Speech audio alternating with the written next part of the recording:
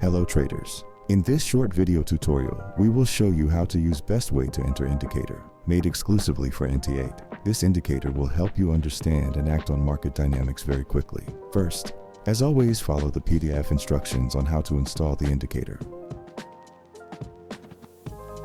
After, open a chart and choose the instrument of your choice.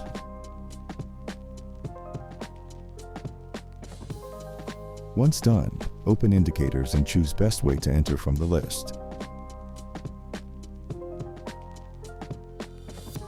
Modify parameters according to your preferences, and don't forget to add your email to activate the indicator.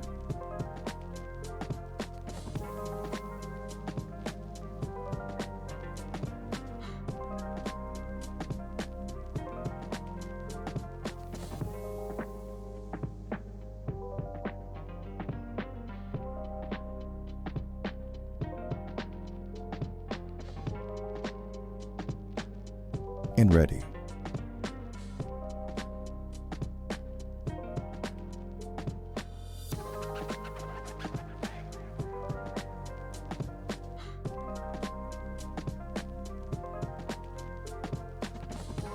Very easy indicator to install and use. Hope this helps.